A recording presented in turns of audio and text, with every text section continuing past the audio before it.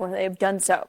We're joined now by the former acting Secretary of Homeland Security under former President Trump, Chad Wolf. Chad, thanks so much for joining us tonight. I know you disagree with how the Biden administration is handling this, but I think it raises the question of if you were still running DHS, how you would specifically have been preparing for this. Well, I've been preparing for over 2 years now. And so when I hear phrases like it's going to be a chaotic scene, it doesn't need to be that way.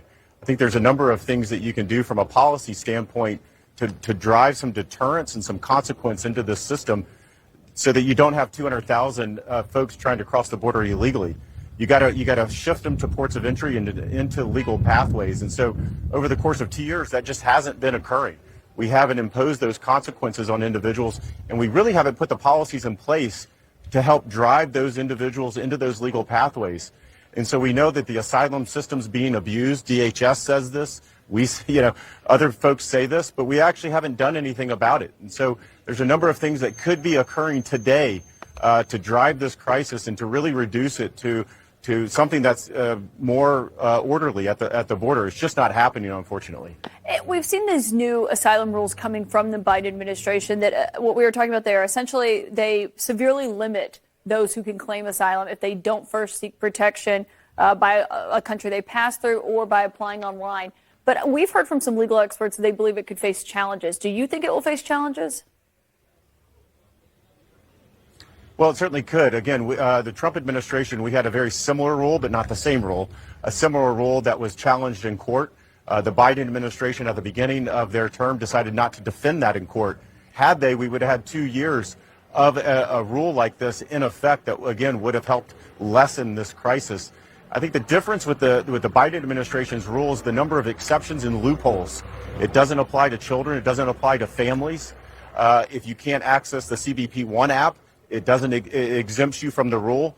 So there's so many loopholes that I have seen during my time as acting secretary. The more loopholes, the more exceptions that you do to these types of rules, the more people take advantage of those rules. The cartels will start to understand this, and they'll start to coach people to take advantage of those. So we'll see if the rule is actually successful. Only time will tell.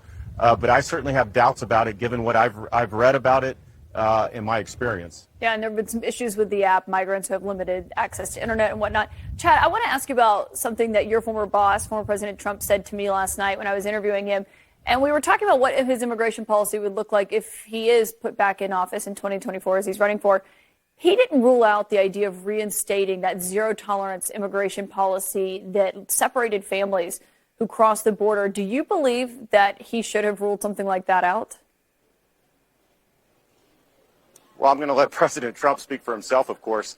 But the idea, again, with zero tolerance was actually holding people accountable for breaking the law.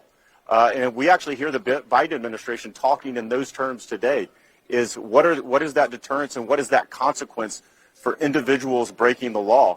And that's what's not occurring, unfortunately, on the border today. That's why you continue to see so many repeat offenders. You see individuals that have been returned under Title 42 only to come back 2 or 3 days later because there's no consequence. And so I think that's what we've got to get back into the system. Once individuals start to understand, if you cross the border illegally, you're going to be detained and then you're going to be moved back to your home country if you don't qualify for asylum. And as soon as folks understand that, I think that's when you continue to see the numbers drop and you see a lot more order come out of this chaos. But Chad, it was an incredibly inhumane policy. It separated children from their parents. Isn't there a way to enforce the laws without separating kids from their parents? Look, I think there's a number of ways to enforce the law. You got to remember, over the last 2 years under this administration, over 365,000 children have come across that border, without parents, without supervision, without any guardians.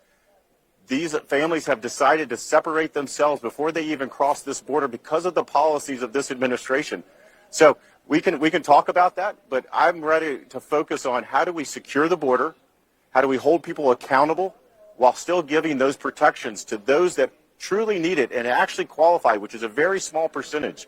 I think that's the system we need to get to. We're not there yet, and I don't see us getting there under this administration with these policies over the last 2 years. Well, I'll note some of those children are still separated from their parents today. Was unable to find them. Chad Wolf, thank you for joining us tonight. As Title 42 is set to expire, we will be watching to see how it's handled at the border.